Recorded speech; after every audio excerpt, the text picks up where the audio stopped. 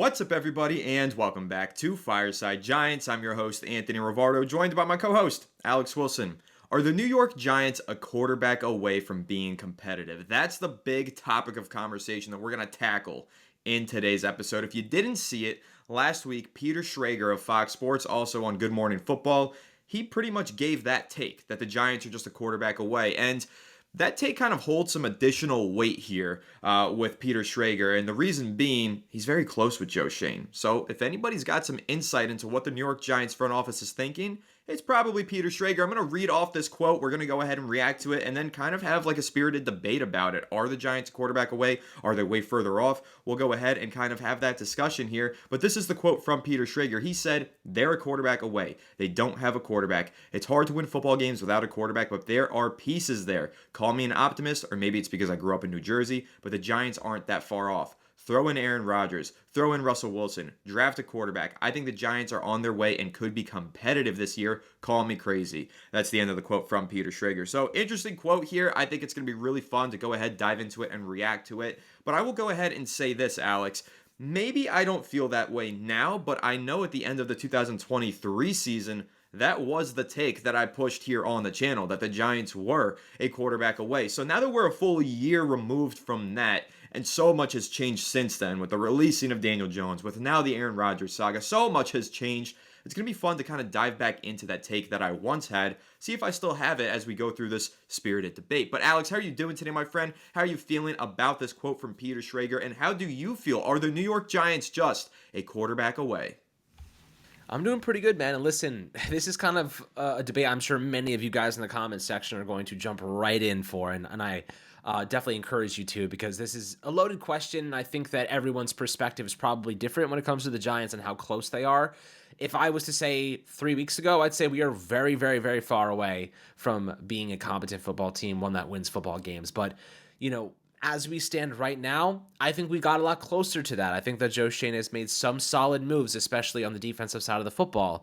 Javon Holland is a massive upgrade at safety. Paulson Adebo is a massive upgrade at cornerback. And Chauncey Golston is a nice rotational third pass rusher off the edge behind Kayvon and Brian Burns. Now, Golston is not a bad player. I was just writing about him this morning. The Giants signed him to a 3-year, $18 million deal with $12 million guaranteed. His cap hit this year is $4 million and then $7 million in 2025 and rather 2026 and 2027. So he's not a cheap player, but he is pretty solid. That's a good price for a guy who had 37 pressures and about 425 pass rush snaps last year, I believe it was. So you're looking at a guy that's going to be productive when he's on the football field. He's a decent pass rusher, and he's coming from Dallas, and they always have a good defensive line. So, it's always nice to get players that are coming from good situations because they seamlessly, transition right into the mix with us.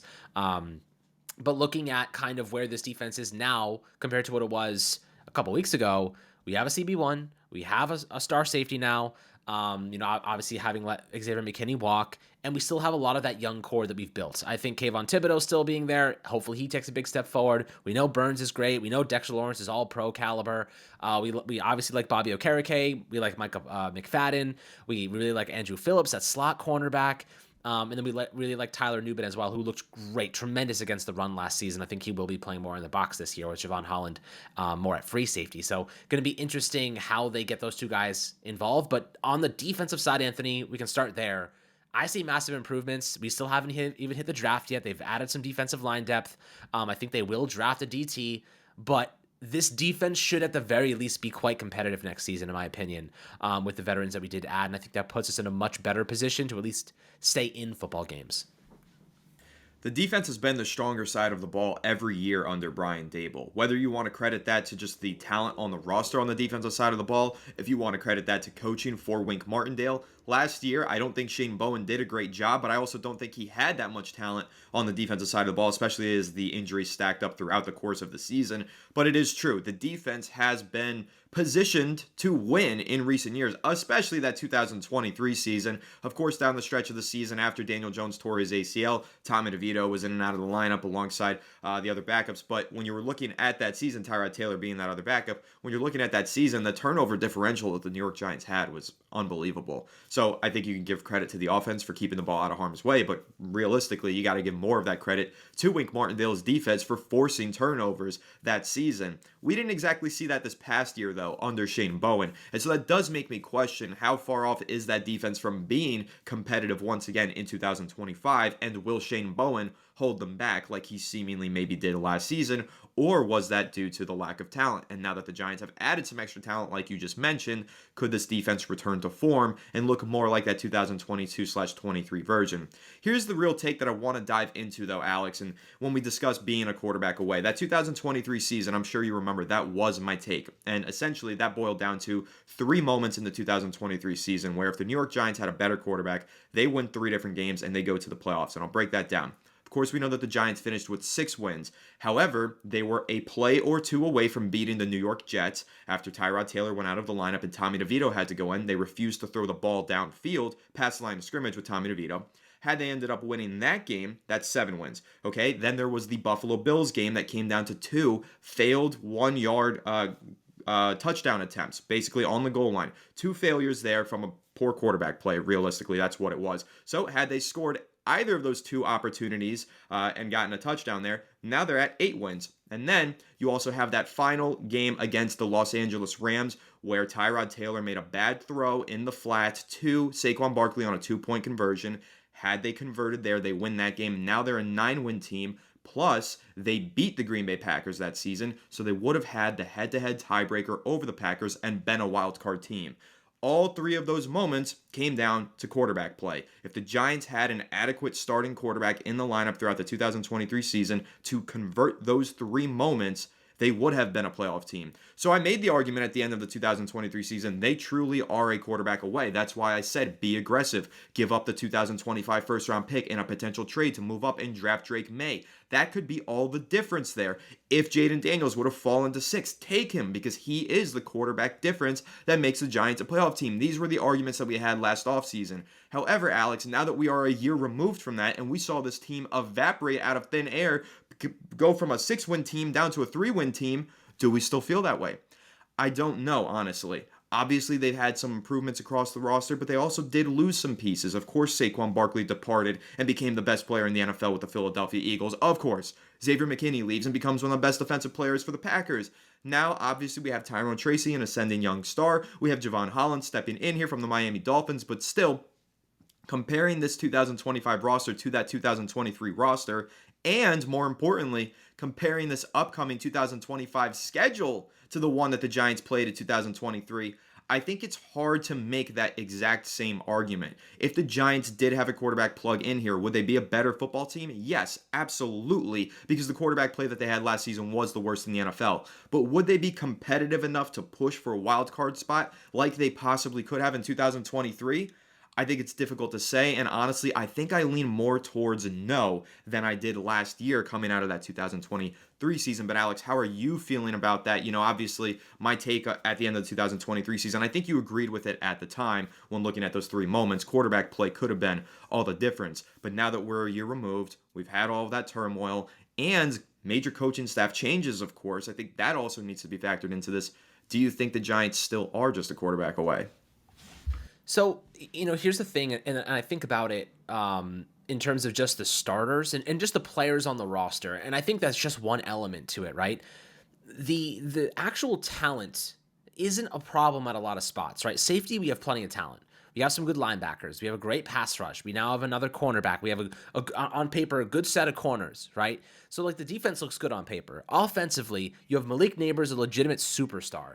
You know, Darius Slayton is a solid player. I wouldn't say he's a high-end WR2, but maybe he's a low-end WR2.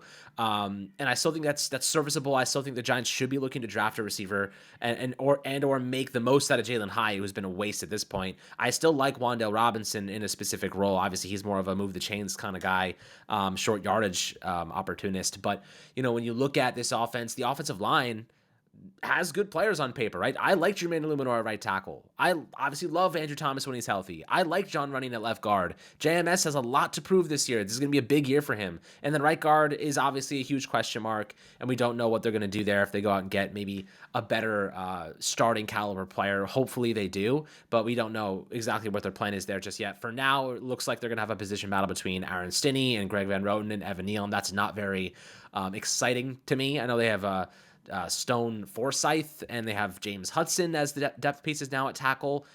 Forsyth is like a veteran minimum deal, so they could always cut him. It's not a really big deal if he doesn't make the roster. So at the moment, like the offense has more depth.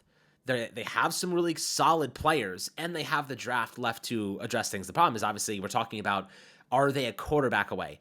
Now, there's a lot of context that goes into that, Anthony, because who the hell's the quarterback? You could say any team is a quarterback away, right? Any team is a Josh Allen away. Any team is a Patrick Mahomes away. But is Aaron Rodgers a guy that's going to make the Giants a playoff contender? Is Russell Wilson a guy that's going to make the Giants a playoff contender? That's kind of the question we have to ask ourselves, because right now, those are the guys we're picking from, right? So it's like, do we think that one of those guys makes the Giants a contender with the pieces that they have? I'm not so sure, especially with the context of our schedule. Yeah, so leave the mic on, because let's go back and forth here, because I've got a few like rapid fire questions. Are the Giants a rookie quarterback away from being competitive? What do you think? I don't think so, because I think the rookies in this draft class are going to need some time to grow. So I don't think a rookie quarterback makes them an immediate competitor. So I'll say this. Knowing what we know now about the rookie quarterbacks from last year's draft class, if that was the current draft class, would you feel like the Giants were a rookie quarterback away from being competitive? Well, the way I felt about Jaden Daniels last year, and you can back me up on this, I felt as though he was going to make us a legitimate competitor, because he was going to change the course of any franchise he went to. That's how I felt about him last year. So yeah, I would probably say definitely, now knowing what happened, I would have stuck by that for sure.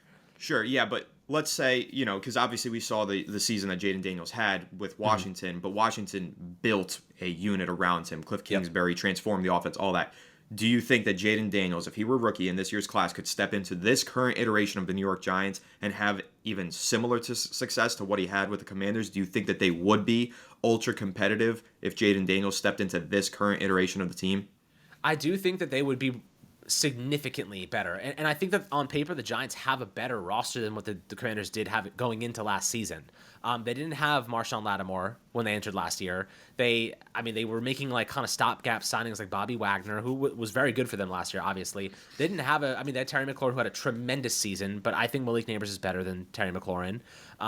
They had better, I'd say, secondary receivers. They had some really good players there. Better Zach Ertz offensive had a line. great year. Like, their offensive line had a really, really good year. I don't think anyone expected them to have such a good year, but they did.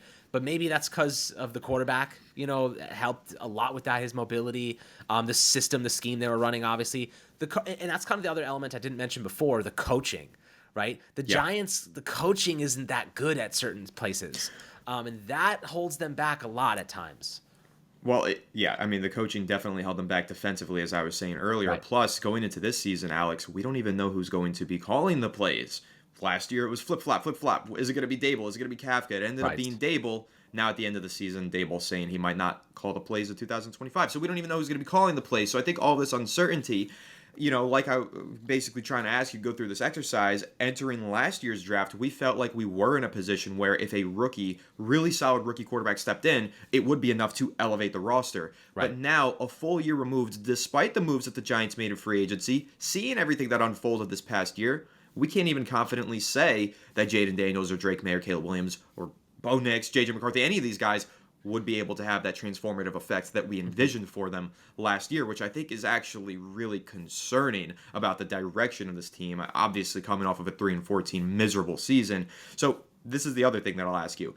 Let's say that a quarterback, obviously I just asked you if a rookie quarterback stepped in, are we competitive? What if a veteran quarterback who had the ability to throw for, let's say, 3,800 yards with a 28-11 touchdown interception ratio. If that sounds familiar, I know that you know from writing all of these articles, that is Aaron Rodgers' stat line from last season. If that stat line was dropped into this iteration of the New York Giants, are they competitive? And as a reminder for those listening, the Giants barely scraped 3,500 total passing yards across 4 quarterbacks last season with a 15-13 touchdown interception ratio. So 3,800 yards with a 28-11 TDINT ratio is a pretty monumental upgrade. So, Alex, do you think that stat line on this current team that the New York Giants have is enough to make them competitive enough to win 7+ football games this season? So, with that context, it's a good kind of game to play. What I'll say is last year's schedule was a little bit lighter than what it projects to be next year, and especially with the NFC East getting stronger.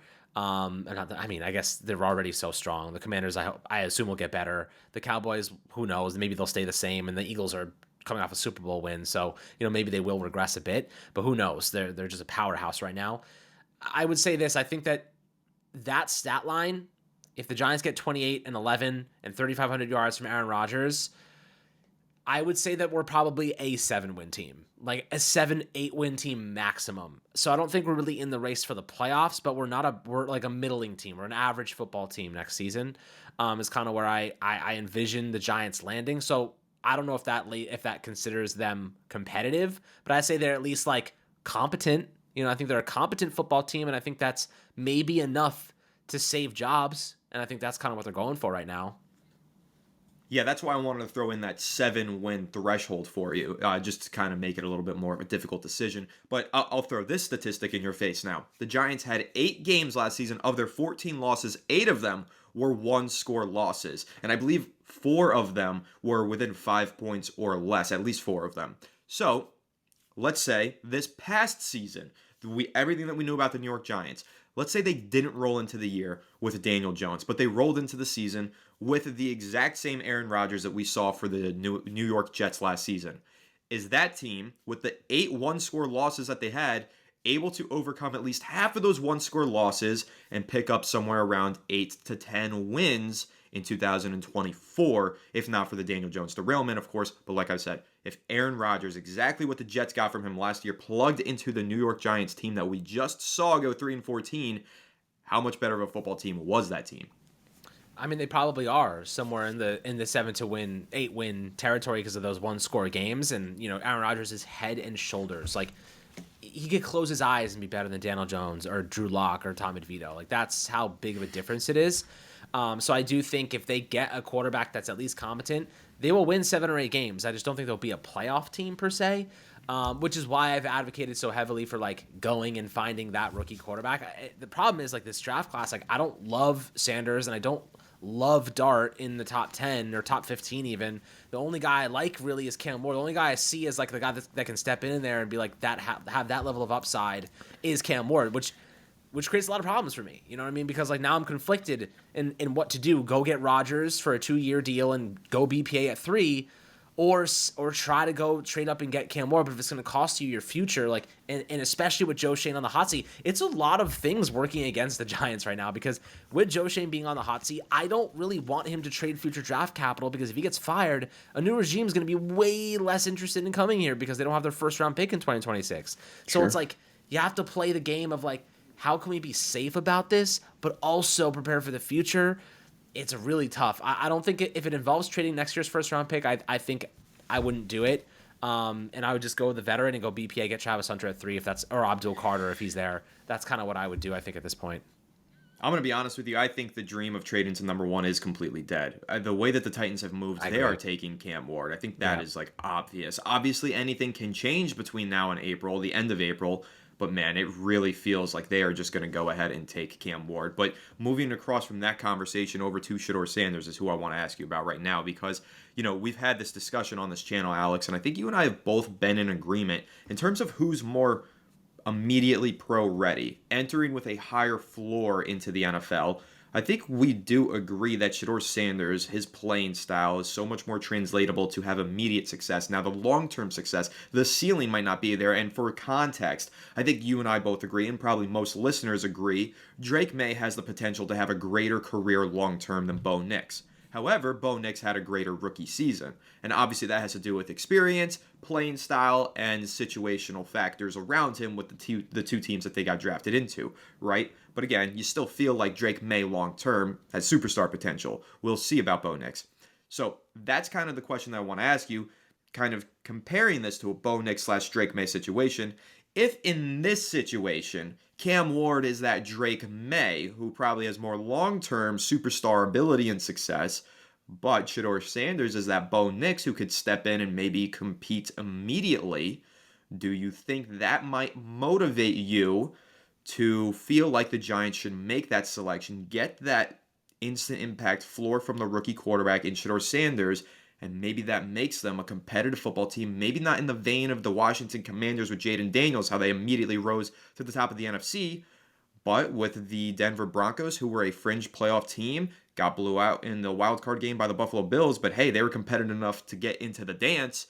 Do you think that you could see a scenario like that if the Giants opt to go with Shador Sanders with the number 3 overall pick? I don't think that was even a better prospect than Bo Nix. So that's where I run into problems. Is like, I know people say I'm a hater, but like, I just have conviction in my take in this one. And like, I watched a lot of Sanders, this offseason. And the truth is like, I'm not a professional scout, so I could be 100% wrong. This is just how I feel about it.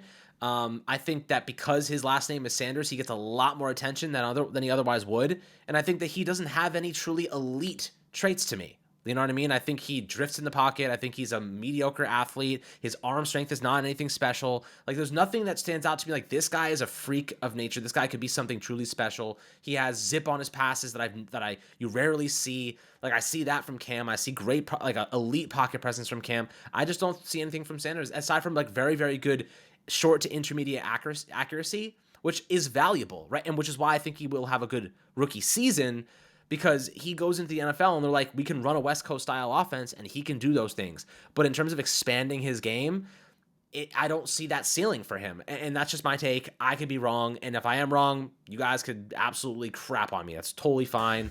And that's totally fair, because I'll have, been wrong about that take. However, I think that the Giants are better off going with instead of drafting Sanders, going after a veteran and taking BPA at 3. I would rather go that direction.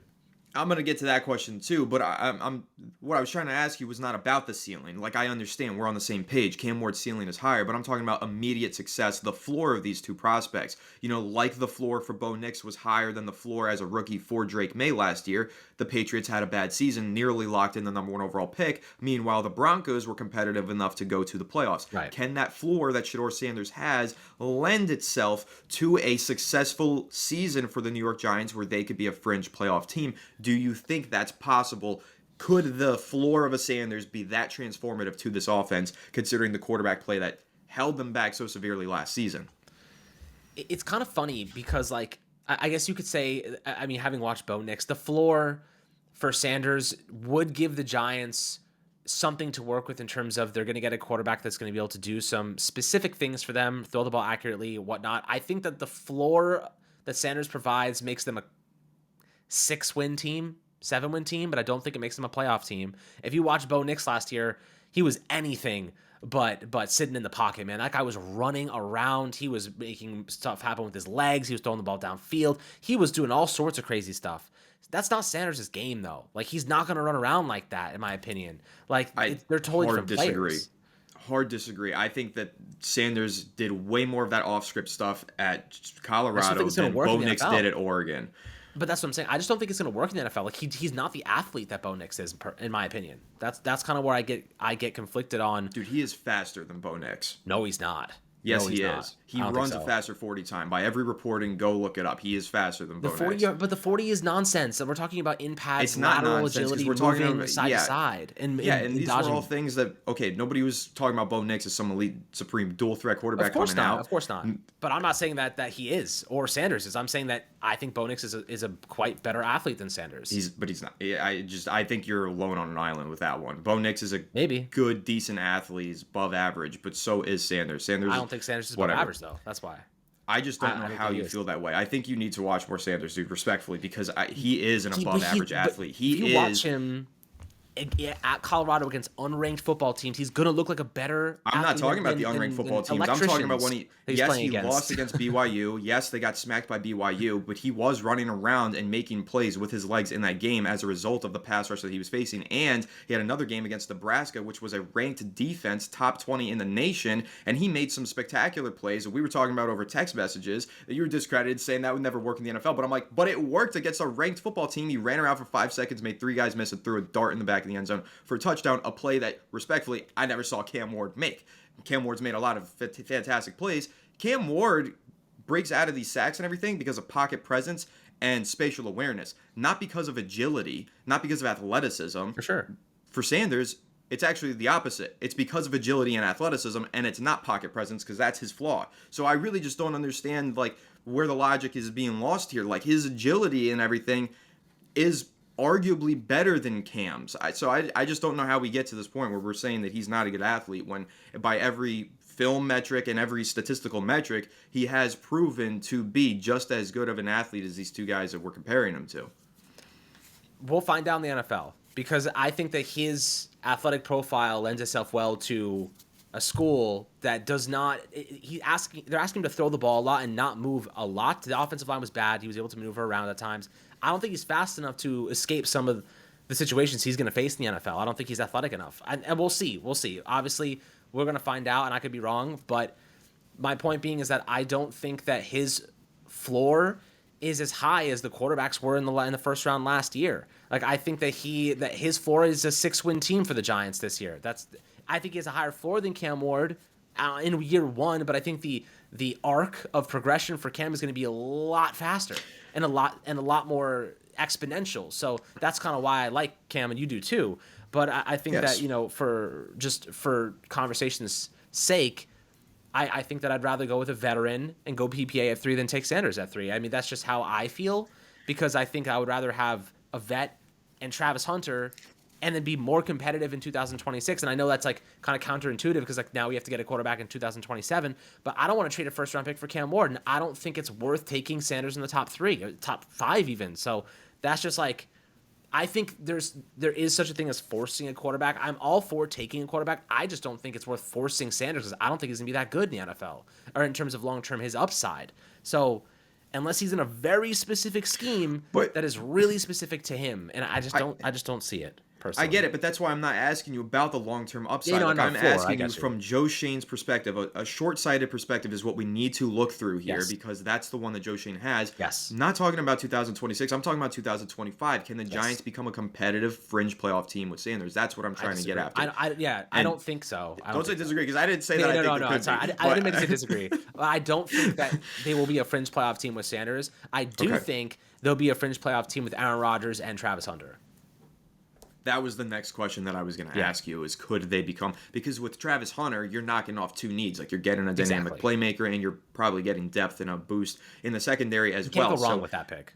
you really can't. And for me, I'm staying in this camp, and now that I've asked you these questions, I'll try and answer them myself to the best of my ability here. I'm staying in the camp where I do think the Giants could be competitive in year one with Shedeur Sanders. I think his game translates really well to the NFL. I think that he has the ability to succeed immediately because of the high floor that he brings with him to the table at the NFL level. Now, all that being said, I don't think the floor is as high with Shedeur Sanders as it is with Aaron Rodgers plus Travis Hunter. And if the Giants are looking to win in 2025, that is one clear path. They get the veteran quarterback who's capable of putting up nearly 30 touchdown passes in his 2025 season, plus the dynamic playmaker that helps him put up the 30-ish touchdowns that he puts up. So I think if the Giants are making the goal to win in 2025, go to the playoffs this season, the one clear path is to get the veteran quarterback, Rodgers / Russell Wilson. Obviously, we keep using Rodgers as an example in this video, but I'm sure you guys can know we mean Rodgers / Wilson / veteran quarterback.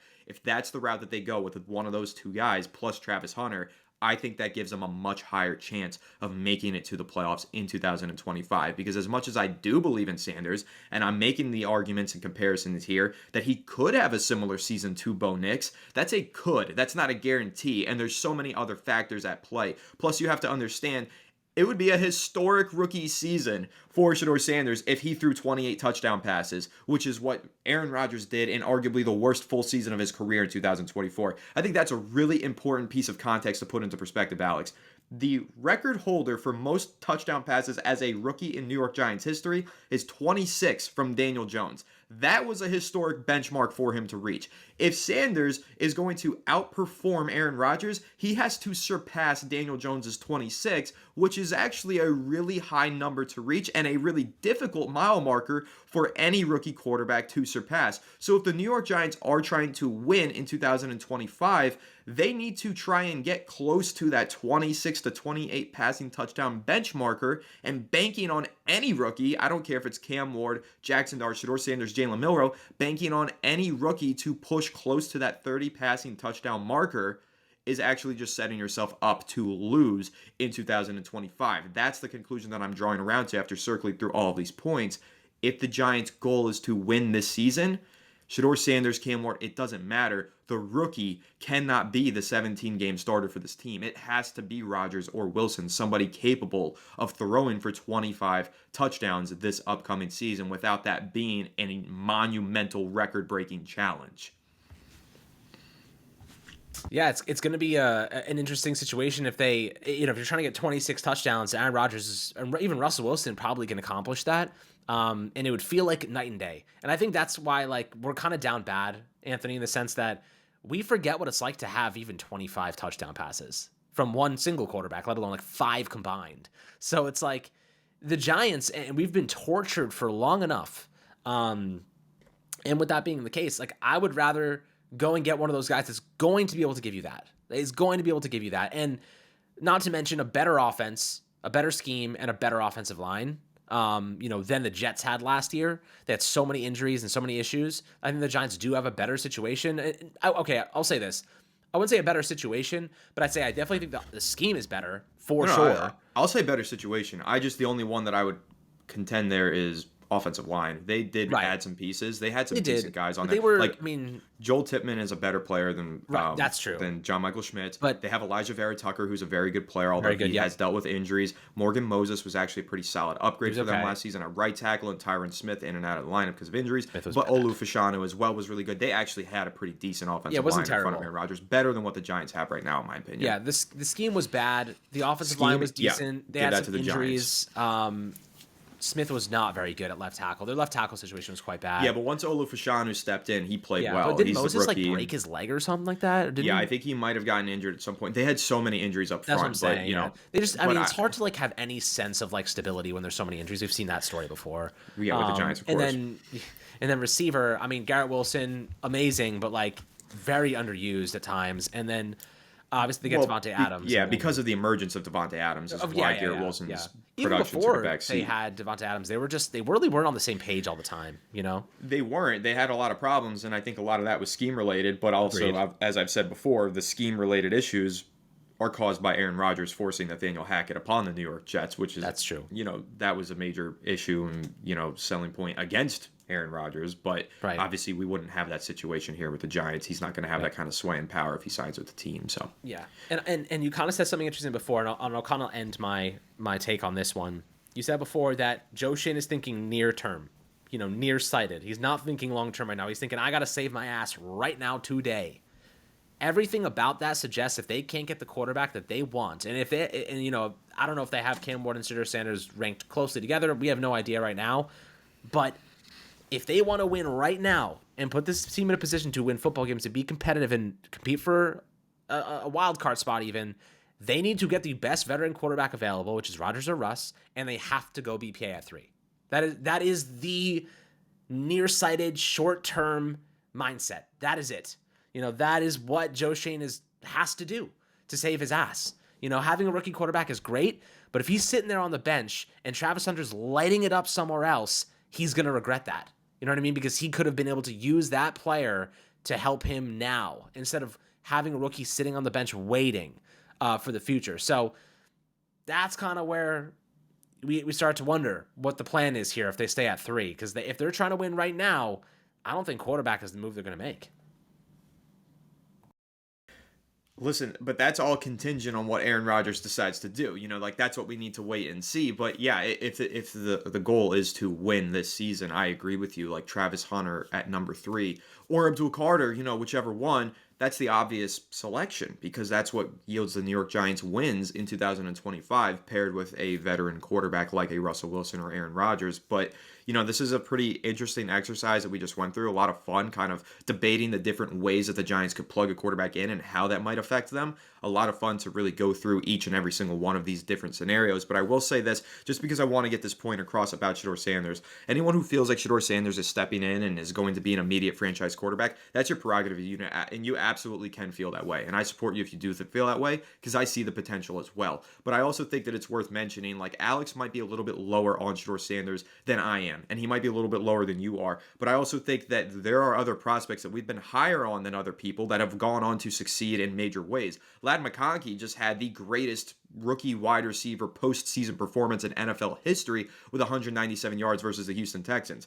A lot of people in our comment section said Ladd McConkey is not that good. We said he's a legitimate first-round pick. He's going to be a star as soon as his rookie season, and we were right about that. So you got to understand this. We've had our hits, we've had our misses, and with draft prospects, it's really difficult to project, but that's all we're doing is projecting and giving opinions, which is what you guys come here for anyway. And I'll say this about Shedeur Sanders. I think his floor is supremely high. His ceiling might be what's capped and limited, but Alex and I clearly disagree about certain aspects of his ceiling, especially when it comes to his mobility and athleticism. But those sorts of things we will continue to discuss and debate as we get closer to draft season, because we're going to do more film breakdowns and other stuff like that on the channel, and maybe, just maybe, I'll be able to convince Alex that Shedeur Sanders is a better athlete than he's currently giving him credit for. But in terms of athletes, Jalen Milroe also just ran a 4.37 40-yard dash unofficial at his pro day. We will see where he lands on the draft boards by the time we get to April. But basically, I'm rounding out all of these fast, quick-hitting points to say this.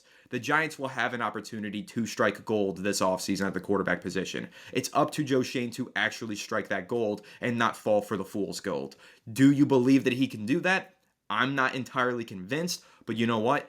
We are Giants fans, so we have to give him the benefit of the doubt and hope to God that he gets it right. Because if he doesn't, we're going to have to endure another miserable season, and we're going to be having the exact same conversations that we're having right now in 2026. So that's ultimately where we are right now. It's a very crucial season for the New York Giants upcoming, a very crucial offseason period that we're currently in the middle of, and everything is totally contingent on the quarterback position, which is the perfect ending point to say, yeah, the Giants probably are technically a quarterback away from being competitive, but that comes down to which quarterback, and it also comes down to how you define competitive. Because if you define competitive as a bona fide playoff team, probably not. But if you define competitive as a team that can hang in there and win 6 to 8 games, depending on one score wins and losses, yeah, maybe they are competitive in under that definition of the term. So that's pretty much my closing thoughts to round out this conversation. Again, another really interesting one. And we're going to have more fun debates like this, spirited debates where Alex and I get into it about Shedeur Sanders continuing throughout the offseason as we lead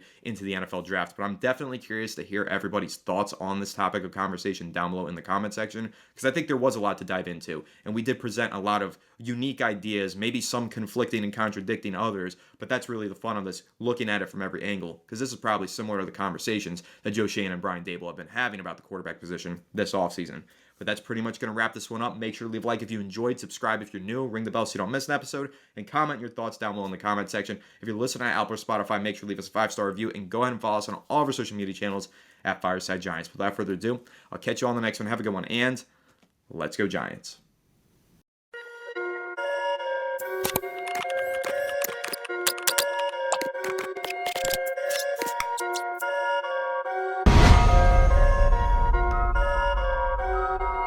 Perfect.